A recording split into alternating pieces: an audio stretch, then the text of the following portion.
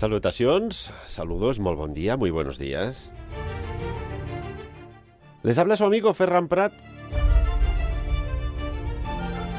Y hoy aquí en Sapiens vamos a analizar muchas cuestiones y espero que, como siempre, saquéis vuestras propias conclusiones. Saludamos a Enric Sorribes. Enric, muy buenos días. Hola, ¿qué tal? Buen día. Buenos días, ¿cómo estamos? Bien, vamos haciendo un día así, auténtico de otoño, ¿verdad? Sí, casi otoño-invierno diría yo. También saludamos a Lluís Rovira. Lluís, muy buenos días, ¿qué tal? ¿Cómo estás? Hola, muy buenos días. Pues bueno, hoy a la expectativa con el tema de las votaciones en Estados Unidos y bueno, disfrutando de este atardecer en las montañas con estos colores tan bonitos. Por lo tanto, muy buen día. Bueno, de hecho, por altura eres el que vive más alto de los tres. ¿Qué paisaje Haznos una pequeña crónica de cómo está la montaña? Pues mira, desde estos momentos está lloviendo, como dirían en el País Vasco, un chirrimirri, un calabobos, pero la verdad es que mirando por la ventana ya empiezan a ver estos colores marrones, rojizos, verdes. Vamos, esto de que estoy por ponerme el chubasquero y salir a pasear por el Camí del Ferro hasta el Serrat. Bien. Comentabais, de que hoy es un día importante para Estados Unidos y también quizás para el planeta, ¿no? ¿Cómo estáis siguiendo estas elecciones, Enric? Bueno, así con poca intensidad, la verdad, con interés sí, pero quizás fue más interesante la de Clinton-Trump y esta en cambio es más igualada, pero que tampoco sorprendente. ¿Sí, Lluís? Sí, yo la verdad estoy igual que él. O sea, cuando todas las encuestas nos daban una clara ventaja para Biden, piensas que, como siempre, y últimamente, las encuestas están para destrozarlas y se está viendo que hay una igualdad total y que se va a decidir pues por mínimos, pequeños estados o grandes estados es igual, se van a decidir por una mínima de votos. Recordemos ya lo que pasó en las anteriores con la señora Clinton. La verdad es que esto de las encuestas, yo no dudo que están bien hechas, pero no me extrañaría que la gente, cuando le piden la intención de voto, mintiera, porque a veces hay un desbarajuste que dices, no puede ser, si las encuestas decían esto y ha resultado ser esto, ¿no? ¿Qué pasa aquí, Enric? Lluís, sí. Bueno, yo creo que al final posiblemente la gente responde lo que cree en ese momento, pero tengamos en cuenta es una muestra y la muestra no tiene por qué representar a la totalidad. A mí, por ejemplo, no me han llamado nunca para ver qué voto. Y no sé, quizá algún día, ¿no? Pues por estadística me hubiera tocado y no la situación, con lo cual, y varía mucho si intentas coger una muestra, que pueda extrapolarse al 100%, pero en 4 años ha podido cambiar mucho la posición demográfica de cada estado o N motivos que pueden hacer que se vote hacia uno o hacia otro. Sí, Lluís. Es que Trump tiene un votante fijo. Trump, incluso para muchos americanos en reportajes que hemos podido ver o amigos que he estado hablando, y que además es que pensemos que la mentalidad americana es absolutamente diferente que la europea en este tema. Y entonces para ellos la gran mayoría es la única solución para el país y que ha hecho un buen trabajo durante estos 4 años, cuando desde fuera lo vemos todo lo contrario. Por lo tanto, entre esto y que las encuestas ya llevamos como 10 o 15 años que no aciertan ni una, entonces, pues bueno, hay que plantearse el no hacer mucho caso a esas encuestas. Y una cosita, ¿habéis visto el rotativo de Economist? Que una vez más, estos medios de gran difusión, de prestigio internacional, parece que nos ponen mensajes ocultos, ¿no? Yo no sé si ya tengo el síndrome de la pareidolia o no, pero ya estamos viendo caras donde quizás no las hay o realmente las ponen a muy conciencia para que solo unos pocos las vean y puedan sacar sus conclusiones. En el The Economist no sé si habéis visto la última portada, pero dice mucho, Enrique, sí. Sí, bueno, yo creo que al final el Economist hace portadas para el lector habitual de The Economist. Entonces, tú lo verás desde fuera y te parecerá una portada normal, con la bandera deshilachada y demás, pero bueno, si amplías ves que lo que hay detrás de la bandera deshilachada, ¿no? Y en realidad es un escenario plausible, que gane Biden y por detrás Trump, que toda la porquería que pueda y más, porque esta madrugada ya con los tweets ya estaba precisamente lanzando porquería. Yo diría que incluso más que esto, ¿no? Que gane o pierda el señor Trump, y como se ve muy bien en la bandera, está no con enfado, sino yo te diría que una cara más de enfado es una cara desgarrada, es una cara de indignación, es una cara... O sea, él tiene su verdad relativa. Y entonces, si gana, pues tendrá más motivos para seguir haciendo lo que ha hecho hasta ahora o más. O sea, él contra todo el mundo. Y si pierde, más. Él contra todo el mundo y contra los mismos Estados Unidos. ¿Qué crees que debe opinar el votante norteamericano, ¿no? Porque, bueno, siempre solo tienen dos opciones, una u otra. Pero ¿sobre qué deben guiarse más? ¿Sobre la economía, sobre el bienestar social, sobre el no conflicto beligerante con otras naciones, etcétera? ¿Qué debe priorizar, Enrique? A ver, yo creo que ya partimos de una base errónea cuando hablamos del votante americano. Estados Unidos, por dimensión, es, no sé, digamos que es, y por diversidad, es como Europa, o mayor que Europa, ¿no? Entonces, claro, es como preguntar qué piensa un votante búlgaro o un votante portugués. Pues, bueno, yo creo que las inquietudes de unos u otros son totalmente distintas. Es decir, lo que serían estados periféricos, es decir, que den a la costa, me da igual si es oeste o este, son estados que suelen ser demócratas, más abiertos, con una situación o con un nivel cultural quizá un poco más alto, y si nos damos cuenta, normalmente los estados centrales votan republicano, ¿no? Entonces yo creo que lo que afecta a unos u a otros es totalmente distinto. Los votantes digamos de la América Central, ¿no? No sé cómo decirlo, la América más rural, pues precisamente les interesa el mantener su estatus, el proteger la economía, una cierta autarquía, y entonces el modelo republicano encaja mucho más que el modelo demócrata. En los estados donde la apertura económica es mucho mayor o está el sector financiero, pues el modelo demócrata es mejor que el modelo republicano. Entonces los intereses de uno y de otro son distintos. ¿Sí, Luis? Sí, no, opino exactamente igual con él, pero además pensemos que la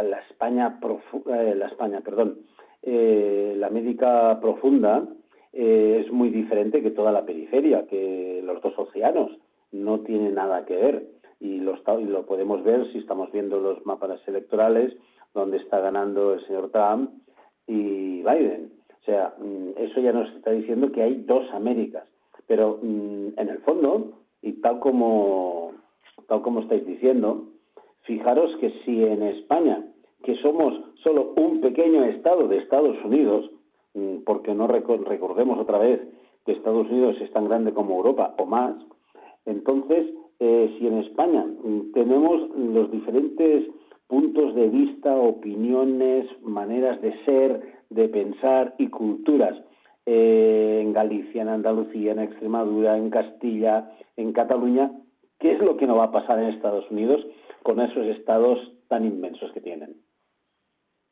Si volvemos a la portada del The Economist, cuando vemos la bandera norteamericana, las barras y las estrellas, vemos que está como deshilada por una parte, ¿no? Y si sigues el contorno de lo que es el deshacerse de esta bandera, ves una cara con la boca abierta, una cara de expresión de ira. Corregidme si veo cosas que no están. Rick, Luis. La cara de Trump. ¿Es Trump realmente? Para mí sí. Y Luis, ¿tú has podido ver la imagen? Cuéntanos, ¿qué ves? Sí. la imagen, bueno, se ve exactamente lo que decíamos antes, ¿eh? Es que, bueno, ¿qué vamos a decir? ¿Vamos a decir más de lo mismo? No vale la pena. Y a tenor de lo que hay en esta portada, ¿os habéis fijado que hay algo más en el fondo? Vemos la bandera, hay el titular, ¿vale?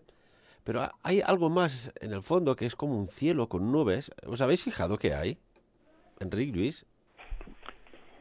Perdona, es que te he escuchado mal.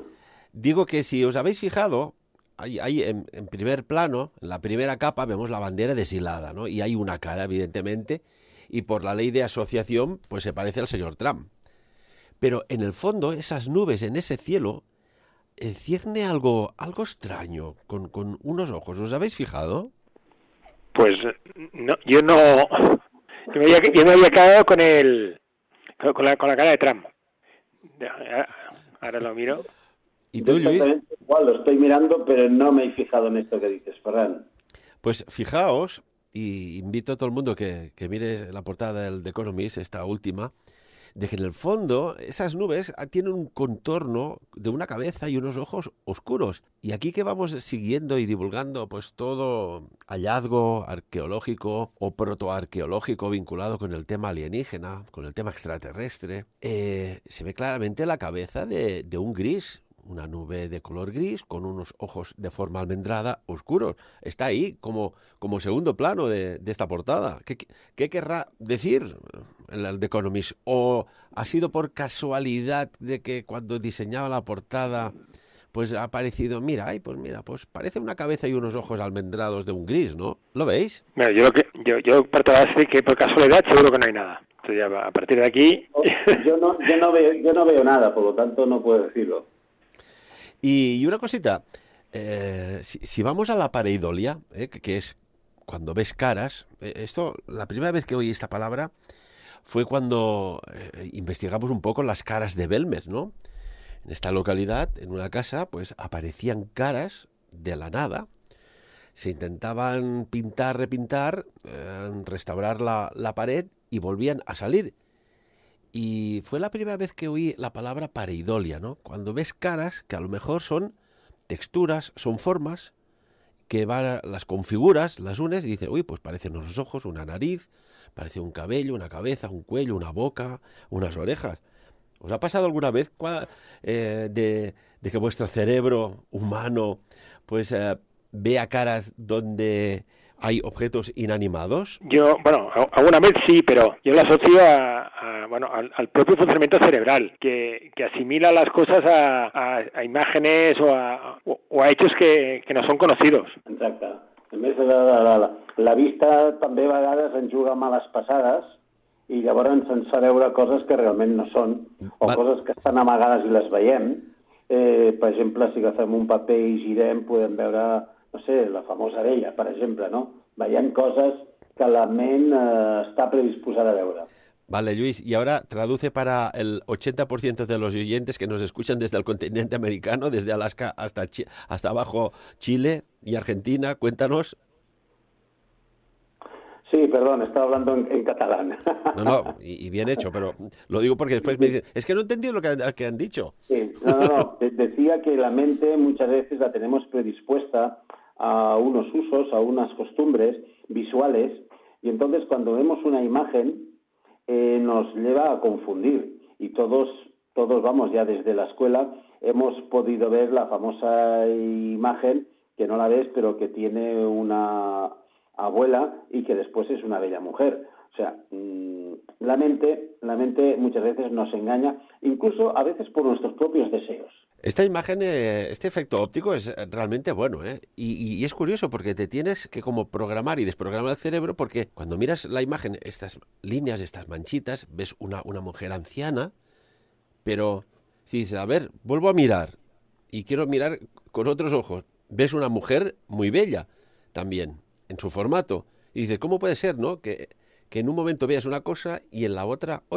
Esto quiere decir quizás de que la vida es así, que vemos una cosa o un aspecto de la vida y dejamos de percibir la otra. Uh-huh. Bueno, yo creo que cuando nos pasa este fenómeno muchas veces la imagen inicial que hemos visto ya no la volvemos a ver. Entonces yo creo que ahí sí que nuestro cerebro lo que hace es limitar las diferentes alternativas. ¿Podría ser que nuestra mente, nuestro cerebro, buscara algo asociado con tus pensamientos?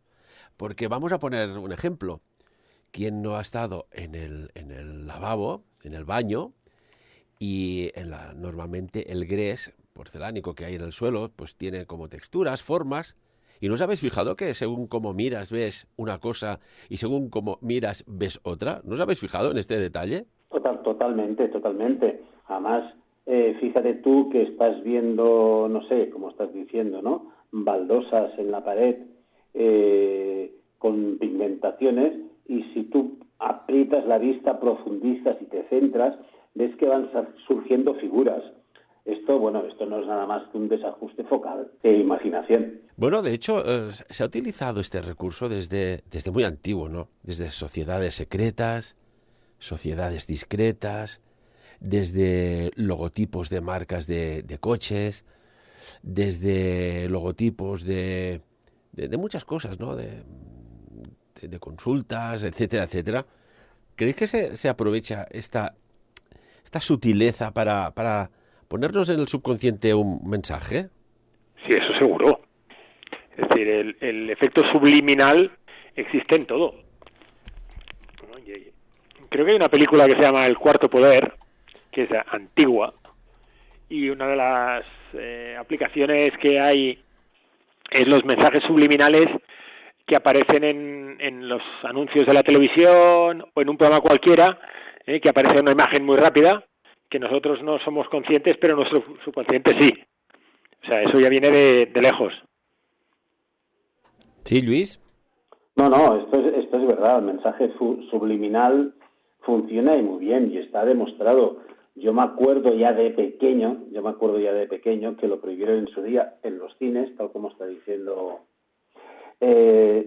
Sucedía que nos ponían, cuando ibas al cine y hacían la sesión continua, que eran 2 películas, dentro de la película y poco antes del intermedio, te pasaban una imagen que tú no veías de la Coca-Cola.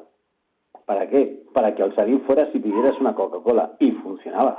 Bueno, esto sucedió cuando estrenaron la película Picnic de los años 50, finales de los 50 debía ser.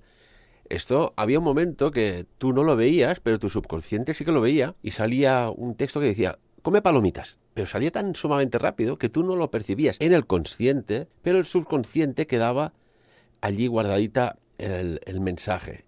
Y claro, estas películas pues también se utilizaron o estos mensajes en aquellos momentos cuando el cine era lo que era, cuando hubo el crash del 29, que hubo una hambruna tremenda, y era que sabemos que las palomitas te hacen el efecto saciador y te hinchan el vientre. Esto se ha utilizado en muchos recursos. ¿A día de hoy os suena alguno así más reciente? Bueno, hoy en día, en cualquier programa de televisión, serie o película, aparecen productos estratégicamente distribuidos para que tengas una cierta tendencia a comprarlos cuando vayas al supermercado.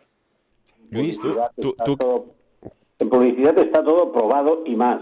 Lo que sí es cierto es lo que os decía. El mensaje subliminal, la imagen subliminal, esa sí que está prohibida ya por legislación desde hace muchísimos años, ¿no?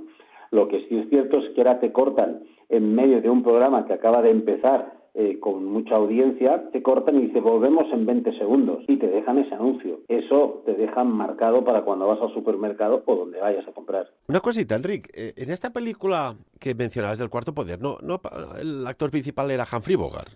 Ostras, me haces dudar, pero yo diría que no, ¿eh? Ahí no sé si era o Charlton Heston o John o Brolin. Ostras. Espera, lo miro de seguida. Sí, yo también. Mira, lo tenemos. Humphrey Bogart. Mejor memoria tú que yo. A veces está y a veces no está la memoria, ¿eh? Según para qué. ¿No os pasa que a veces, cada vez, al menos yo, utilizo la memoria selectiva? No sé. Pero hay cosas que quedan. Y una cosita, en la película Cuarto Poder también no hay una escena que evoca lo que podría ser un extraño ritual con 4 velas en los casi en las aristas, en los vértices, vaya, de un rotativo de la prensa. ¿Qué debía querer decir este simbolismo? Porque el simbolismo está en todas partes. Sí, las columnas nos indican muchísimo, ¿no? Y entonces ese cuarto poder está aliado con las élites esas dominantes. No quiero decir nombre de ninguna de ellas, no vale la pena, pero sí, están absolutamente a disposición por mucho que se diga que el cuarto poder es libre, en absoluto. El cuarto poder es dependiente, y más en los tiempos actuales. Coincido con Luis. Por desgracia, el cuarto poder está, no sé, controlado por el poder, el más en general, y se pierde mucho, al final, esa capacidad crítica que se debería dar intrínseca en el cuarto poder, ¿no? Lo hemos visto muchas veces como hacen seguidismo al partido político que manda o porque está supeditado ideológicamente a ese partido, y luego distribuir un bulo, ¿no? O ayudan a expandir un bulo, y luego, pues bueno, como nadie se acuerda y nadie les pide responsabilidades, pues el tema se queda ahí. Pero es muy triste ver cómo el cuarto poder ha ido diluyéndose, ¿no? La pregunta sería si cuando pasó la operación Watergate, ¿no? En la película Todos los hombres del presidente, si se hubiera dado esa situación hoy en día, ¿no? Yo creo que igual no pasaría. Comparto tu opinión. ¿Hubiese pasado, Luis, lo que dice Enrique, que no hubiese pasado nada? Sí, yo creo exactamente, opino lo mismo que Enrique. Los tiempos son absolutamente diferentes y por lo tanto hoy en día hay esa mano oculta, pero que a la vez es pública, porque todos sabemos los diferentes medios de quién dependen, en qué dirección van. Y entonces yo creo actualmente que la prensa es una realidad paralela, su realidad. Un poco como el señor Trump, mira, ya que estamos hablando de esto. Bueno, de hecho, dice la historia, ¿no? Que el término cuarto poder, que ¿os acordáis cuando hablamos en su momento del cisne negro? Esto ahora lo tocaremos, ¿eh? Pero que el cuarto poder ya salió como un flash pues mira, rondaba el año 1787, cuando un político británico en la Cámara de los Comunes pues hizo referencia a este cuarto poder, ¿no? Una cosita, mencionamos hace un tiempo, nos gusta avanzarnos en el tiempo, al menos para que la gente esté informada y cuando vengan eventos pues distorsionados, que estén más preparados, ¿no? Que hablamos de que se tenía que estar preparados porque podía haber un día u otro un cisne negro. Y hablamos de la teoría del cisne negro. Enrique, ¿recuerdas? Sí, sí, sí. Un evento que ocurre en una zona geográfica concreta y sacude a toda, podríamos decir, la psique de un planeta. Es lo que está sucediendo. Bueno, al final el cisne negro que es un suceso muy poco probable y con un impacto muy grande. Entonces, si me acuerdo, por ejemplo, la pandemia sería un cisne negro, ¿no? Entonces, bueno, el, la economía en general lo suele descontar o no le suele dar la probabilidad que pueden llegar a tener, y al final cuando suceden pues el impacto es muy importante. ¿Sí, Luis? Sí, no, la verdad es que yo creo que todo está basado en la economía, el impacto que está teniendo todo, a pesar de la pandemia, que tendrán las elecciones en Estados Unidos, todo va a ser, incluso yo diría más que nunca, y veremos durante el próximo año, salga quien salga, qué es lo que va a suceder, porque además hemos de ver las relaciones comerciales, cómo van a quedar si sale reelegido el señor Trump o si sale elegido el señor Biden. Los cambios serán diferentes. No sé, por ejemplo, yo creo que si sale Biden, todo el tema climático que abandonó el señor Trump, Biden tiene la intención de volverlo a recuperar, mejorar las relaciones comerciales con toda Europa. Y Estados Unidos y China y Rusia, esto ya será, veamos a ver, pues digo, durante un año vamos a tener, salga quien salga, un año divertido de análisis. ¿Sabías, estáis al corriente de que con esto del confinamiento las vibraciones del planeta se han reducido a un 50%? Mira si somos ruidosos, ¿eh? Mira si somos ruidosos. Un 50%. Es un reciente estudio publicado. Sí, Enrique. No, bueno, yo solo voy a hacer una pequeña valoración al efecto Trump.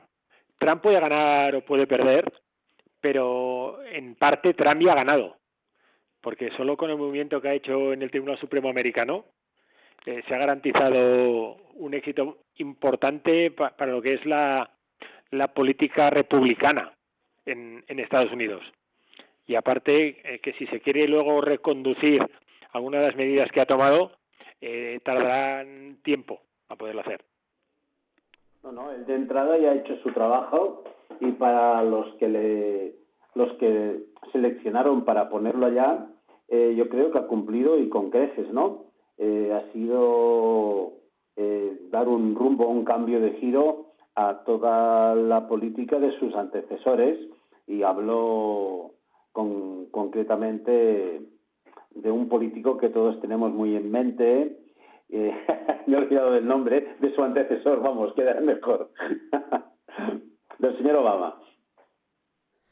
Bueno, en definitiva, que gane el mejor, ¿eh? Esto es como el deporte. A veces tienes una preferencia por un equipo, pero cuando ves que el otro ha jugado mejor, pues hay que reconocerlo. Veremos qué sucede. Una cosita. ¿Han descubierto... Bueno, ¿queréis comentar algo de lo que había dicho antes de las vibraciones planetarias? Que la gente al estarse quietecita, al haber menos tráfico aéreo, motorizado, etcétera, etcétera, parece que el planeta como que ha reposado un poco, ¿no? Bueno, es que la ventaja de frenar la velocidad de la economía, lo único que tiene es que a efectos planetarios es bueno. Por un lado, se reducen las tensiones en cuanto a medio ambiente, clima y demás, y otro factor colateral, pues es el ruido, que eso también es importante. Bueno, el ruido, la limpieza de las aguas, el aire, claro, estamos dejando de contaminar muchísimo, solo por la falta de circulación de aviones, de coches, de barcos. Todo esto está conllevando a que la tierra se recupere, y la tierra es sabia. Somos nosotros las que nos empecinamos una y otra vez en seguir con nuestra línea de consumo, nuestra línea de destrucción, por decirlo de alguna forma. Y parece que no aprendamos. En la primera oleada lo pudimos ver perfectamente, pudimos ver delfines que hasta entraban en los puertos, en nuestras playas, pero es que a la que nos han dejado otra vez hemos vuelto a lo mismo. Por suerte, parece ser que a nivel empresarial, porque todavía todo está muy constreñido, se viajará menos, se consumirá menos tickets de avión y por lo tanto habrá menos contaminación, y se hará mucho más teletrabajo y sobre todo mucha más videoconferencia, que esto va a ayudar muchísimo. La pregunta que se ha hecho todo el mundo, ¿lo que vivimos en la primera ola, se ha aprendido algo? Bueno, a ver, yo creo que algo sí que se ha aprendido, porque al menos la gestión del teletrabajo creo que sí que se va a hacer mejor, o se está haciendo mejor. En cuanto al modus operandi o de cómo actuamos o lo que hacemos, tengo mis dudas. Pero tengo mis dudas porque es fácil volver a caer en la rutina previa. Entonces, en alguna cosa sí que se habrá cambiado, pero no es fácil. No, lo que nos han dejado son, tal como decías, estas rutinas que bueno, es normal que queramos estar con nuestros amigos, con la familia, abrazos, pero lo que sí es cierto es que el sentido común no lo hemos recuperado de ninguna forma. Ya lo de sentido común, el más difícil de todos, ¿eh? Lo que hay una cosa que no me acaba de cuadrar. Si hay alguien que ha hecho bien los deberes, oye, ¿por qué no lo contratas? ¿Por qué no se ha traído a los equipos científicos chinos para resolver la situación aquí en Occidente? ¿Qué sucede aquí? ¿Por qué no se ha pedido ayuda? Bueno, yo creo que aquí se tiene en cuenta otro factor, ¿eh? El factor social no es el mismo en Europa que en China.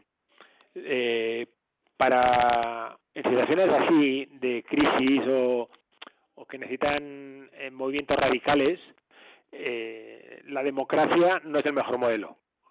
Y eso es un tema histórico. Entonces, China ha podido aplicar una serie de medidas que en Europa o en los países occidentales serían prácticamente inaplicables, y en cambio, pues en un modelo asiático, pues forma parte de su ADN, ¿no? Por decirlo así, y eso ahí también afecta. A mí me preocupa más el por qué en determinados países no se ha hecho caso a expertos virólogos en cuanto a lo que sería el tratamiento o posibles medidas. Algunos por tema partidista y otro pues por otro tipo de consideraciones. Yo creo que eso es más preocupante que no el hecho de haber aplicado directamente las posibles medidas que en otros países con una mentalidad absolutamente distinta han sido exitosas. Sí, yo estoy contigo, Enrique, totalmente. Sí se podría copiar cómo y qué han hecho exactamente, observarlo, verlo, analizarlo y adaptarlo a nuestra cultura y a nuestra sociedad, que somos absolutamente diferentes, ¿no? Pero a partir de aquí, ¿dónde está el gran error? Yo creo que el gran error está en los estamentos políticos que solo están, volvemos otra vez, mirando la partitocracia, nada más que la partitocracia, mirando su partido. Jamás están escuchando a los virólogos, a los técnicos. Dejad a los técnicos y a los mejores que lo trabajen y seguid sus indicaciones, pero es que no lo están haciendo. Y entonces, a partir de aquí, volvemos a lo mismo de siempre en esta sociedad occidental tan egoísta. No sé si ya tenéis el billete para ir a China, a la ciudad de Yiwu. A Yiwu, ya sabéis, allí están administrando una vacuna en la cual, en principio, por 50 euros ya te la ponen. No sé yo si tendrá mucho éxito o no, pero parece que está muy avanzado su estudio. Está en la fase 3, pero la gente se la está administrando en la ciudad china de Yiwu. No sé, yo soy más partidario de los test de antígenos que no de la propia vacuna. Porque si es un virus que muta y que se sabe que además una vacuna no es 100% efectiva, yo creo que es más efectivo hacerte un test que en 5 o 10 minutos te dé un resultado y te permita saber si lo tienes o no lo tienes en ese momento y actuar en consecuencia, que no ceñirnos a vacunas. No, la verdad es que la vacuna, por mucho que nos quieran vender que en poco tiempo la van a tener, que en poco tiempo va a funcionar, solo hay que mirar la historia, lo que se ha tardado en descubrir diferentes vacunas, desde el sarampión a cualquier otra enfermedad. La misma gripe, es un virus que cada invierno cambia. Entonces, si es muy parecido a la gripe, también está cambiando y lo estamos demostrando, ¿no? Se está viendo. Por lo tanto, ponerte una vacuna ahora, que están en fase 3 todavía, deja mucho que ver. Yo no quisiera ser de los primeros en ponérmela, por descontado.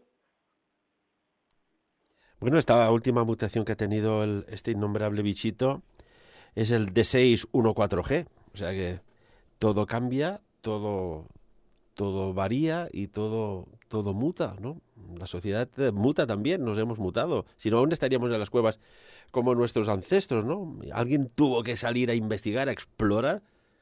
Pues esto a gran escala, pues tenemos lo que tenemos, pero a pequeña escala también.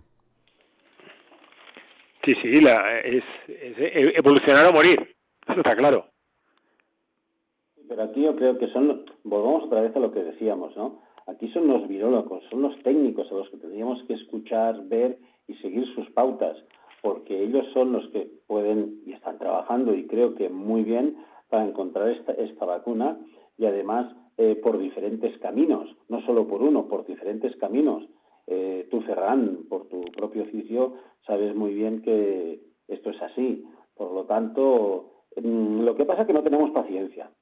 Yo creo que es el gran mal, y por esto tenemos este segundo brote tan fuerte en toda Europa, porque no hemos tenido paciencia. hemos tenido paciencia y decir, bueno, la situación es esta, tomémoslo con calma, sentido común, pero es que no se ha hecho. Bueno, pero sí ya desde estamentos gubernamentales, ¿no? Ya cuando se había acabado se fomentaba pues que se saliera, que se consumiera, que podías volver a esa normalidad. Claro, tú haces caso a quien deberías hacer caso. La próxima vez no sucederá así, seguro. No lo sé si habremos aprendido.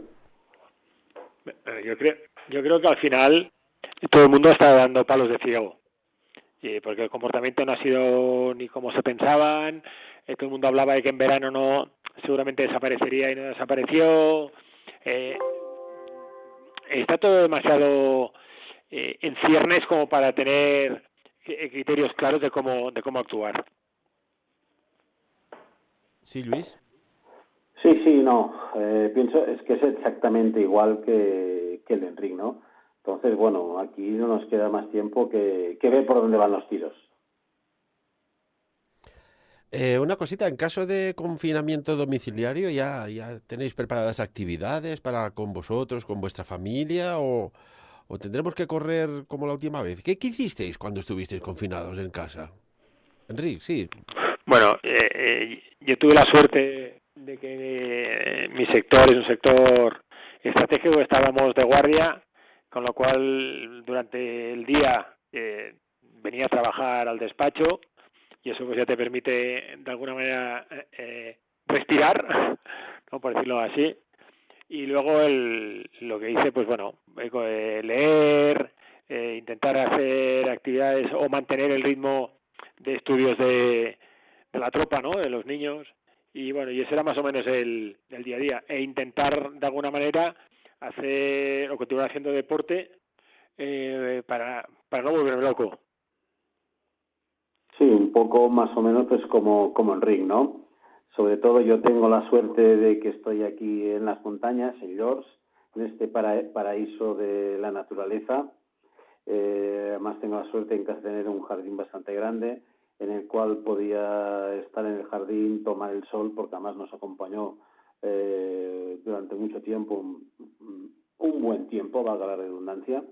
Y después, pues mira, a través de la videoconferencia, pues hablar mucho con mis hijas, con mis nietas, poder leer más que nunca y básicamente buscar entretenimientos.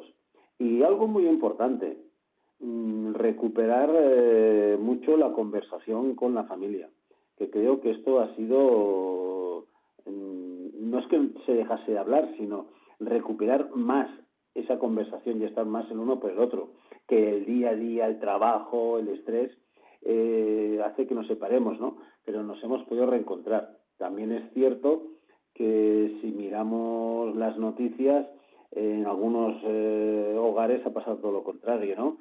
Entonces, pues bueno, pero particularmente hemos podido reencontrar eso. Pues yo estoy empezando a recopilar por Span, como la otra vez, para hacer mis fuentes verticales como componente artístico creativo. Que mira, de todas las que hice, al final solo me quedé una. Acabas regalando estas cosas cuando te digo, uy, qué bonita, no sé qué. Oye, ¿sabéis que con el por Spam, el Porex, vaya, se pueden hacer auténticas maravillas y no hace falta ser un artista, ¿eh? Solo tener un poco de ingenio, un cúter, también puede ser un pequeño soldador y le vas dando forma, le vas dando forma. Y yo ya estoy recopilando, por si las moscas, aquello que el día tiene 24 cachitos, 24 horas, que podamos hacer algo de actividad.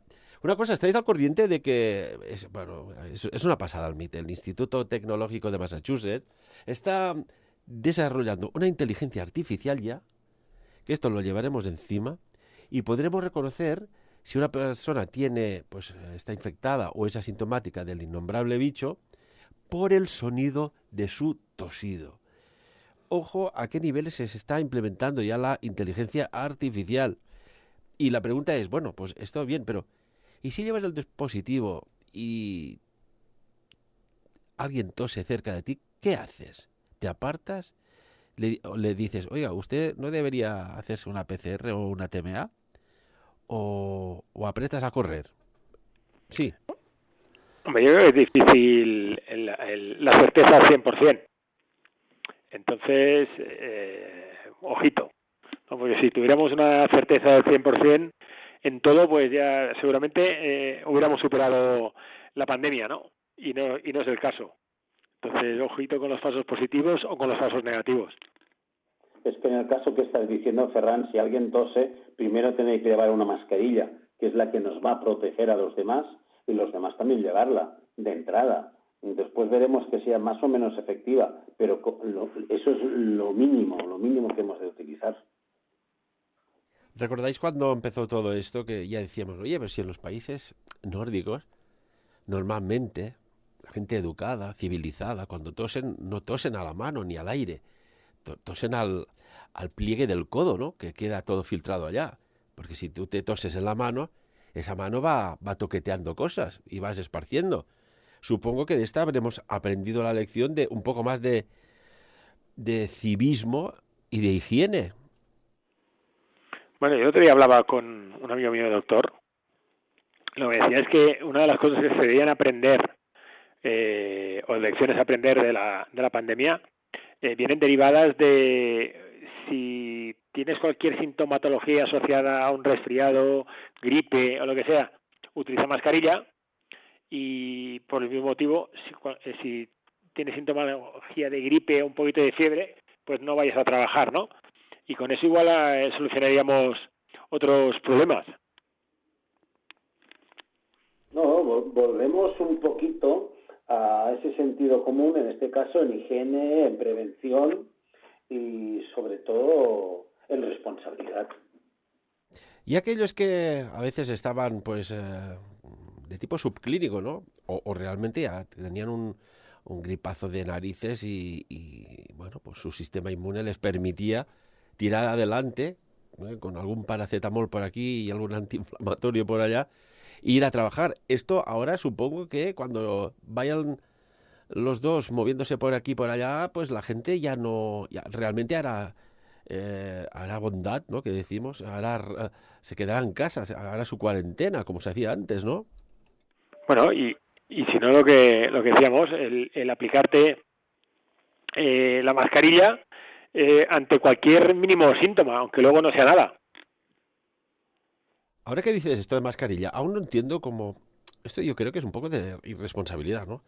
Cómo gente lleva mascarillas de tela, de ropa, que no filtran prácticamente nada, y se atreven a ir a ver un familiar ingresado. Esto es una auténtica temeridad, y esto está sucediendo. Luis. Bueno, volvemos al sentido común y a la responsabilidad y después a los diferentes tipos de tela. Sabemos que hay telas y telas, ¿no? Pero mucha gente se hace esa mascarilla casera o esa mascarilla de mercadillo súper barata que no protege nada. Pero volvemos otra vez, ya no diría al sentido común, sino al pensar las cosas adecuadamente. Y para acabar, la economía, que vosotros estáis en el mundo empresarial, ¿qué decir a aquel pequeño y mediano empresario, también al grande, cómo no, a aquel autónomo, para darles un poco de esperanza de que esto no dura siempre y que a ver qué pueden hacer? Un consejo o dos, por favor. Buah. Es complicado, está claro que para siempre no va a durar. El problema es que mientras dure es muy complicado porque se han tomado decisiones o medidas que a la larga son difíciles de sostener. El empresario que se ha endeudado tendrá que devolver la deuda, ¿no? Y en un escenario así no es tan sencillo de poderlo aplicar. Entonces, pues son cosas que se tienen que ver, ¿no? Cómo van. O sea que intentaría dar mensajes optimistas en la medida que se pueda, pero que la solución será compleja, será muy compleja. ¿Se llegó a despreciar o a infravalorar? Esto es los que hemos leído mucho en historia, ¿no? En batallas, por ejemplo, se menospreció, se infravaloró, no se tomó en cuenta las capacidades estratégicas del adversario y contingentes de tropas mucho más poderosas caían rendidas al enemigo. ¿Creéis que se ha menospreciado, infravalorado esta situación? Y quizás podría venir dada por los mensajes que se recibieron al principio, que nos podíamos haber preparado mucho mejor. Luis. Sí, por descontado, no se hizo caso y después lo veíamos muy lejos, allá en China, que aquí no llegaría nunca, pero bueno, hoy en día ya podemos ver que un virus simplemente en la rueda de un avión en pocas horas está en cualquier país del mundo, ¿no? Pero lo que sí es cierto es que nos pusimos una venda en los ojos todos los países occidentales. Después también es cierto que influyó el que la misma China estuvo ocultándolo durante bastante tiempo. Por lo tanto, todo suma, todo suma. Lo que no entiendo es que surfeando la primera ola vimos, y empezó por China, que estaban higienizando con aquellos productos, con aquellas turbinas, fumigando, como quien dice, las calles. En Europa se vio, pero ahora no he visto ni una imagen de patrullas de gente higienizando la calle para que en las suelas de los zapatos, y esto es un consejo que doy, cuando os mováis por aquí, por allá, cuando visitéis un hospital, un sitio de mucha gente, o simplemente caminando por la calle, que cuando entréis a casa os echáis alcohol pulverizado a las suelas y las dejáis afuera, si no estáis invitando a que algo invisible al ojo penetre en los hogares. Y en la primera ola vimos que se estaba en este aspecto trabajando intensamente. Yo lo veo muy relajado, la verdad. ¿Qué opináis? Bueno, yo creo que al final se ha valorado la probabilidad de que el contagio pueda venir por el virus que puedas coger en la calle, digamos, enganchado a los zapatos o a la ropa, y se ha focalizado más en situaciones que se habían minusvalorado antes, como por ejemplo el tema spray, ¿no? El efecto spray. Y creo que se está mucho más focalizando en esto que no en situaciones anteriores, y porque yo vuelvo a lo que comenté en su momento, ¿no? Nunca, no se encontró ningún virus activo en ningún producto de un supermercado. Entonces, claro, eso también te deja la duda, ¿no? De cuál es la transmisión o cómo funciona, y bueno, todo eso va en esa línea. Luis, ¿y para acabar? No, para acabar, yo diría a todo el mundo que aprendamos lo que nos pasó en la primera ola, que seamos muy prudentes, que cada vez que entremos y salgamos de cualquier sitio con alcohol, con gel, nos lavemos las manos al entrar en casa, nos lavemos profundamente, dejar los zapatos en la entrada y desinfectarlos, y depende de donde hayamos estado, la ropa, la lavadora, y cambiarnos, y una buena ducha. Eso creo que es muy importante. Sí, a la gente ya no se hacía caricias y casi no se hacían besos. Ahora ya imaginaos, ¿no?, cómo está el panorama. Una cosa, busquemos algo positivo. ¿No os habéis fijado que, a pesar de que hay la mitad del rostro tapado, hay personas, y casi todas, es que son casi todas, tienen algo más en la mirada que quizás pasaba desapercibido? Bueno, ahora nos tenemos que centrar solamente con los ojos y fijaros en la expresión de los ojos. Y ahí hemos cambiado un poquito la manera de visualizar las cosas, ¿no? Antes te quedas con la cara, y ahora pues con la expresión de los ojos, que también es muy importante. Y Luis, tú que debes disfrutar, porque tú eres profesor de morfopsicología, ahora los ojos mandan más que nunca, o quizás tendría que decir, comunican más que nunca. Más que nunca. Y sobre todo, ahora es muy importante observar, porque yo creo que el reír, la felicidad, es el mejor antídoto contra todo, ¿no? Si no, que vamos por la calle, por ejemplo, vamos con nuestra máscara, que solo se nos ven los ojos y la frente, y alguien viene, te da una sonrisa y te saluda, y le ves la sonrisa en los ojos y te reconoce, y eso es un valor importantísimo. Sonriamos a ver a cualquier persona, que nuestros ojos lo van a transmitir. En definitiva, todo lo que estamos viviendo, sin lugar a dudas, está sucediendo por algo y para algo. Esperemos que sea, al final, algo que aprendamos y que nos evolucione. Lástima, qué tristeza, por dejadez, por confianza o exceso de confianza o falta de preparación, que tantas vidas se hayan ido cuando quizás aún no tocaba que se fueran. Esto sí que es realmente triste. Amigos, como siempre, el tiempo nos apremia. Muchísimas gracias, Luis, Enrique. Muchas gracias por estar aquí con nosotros. Y amigos y amigas, como siempre, de lo dicho aquí en Sapiens, por encima de todo, lo digo, ¿sí?, Pues eso, que cada uno saque sus propias conclusiones. Sapiens. Dirigit i presentat per Ferran Prat.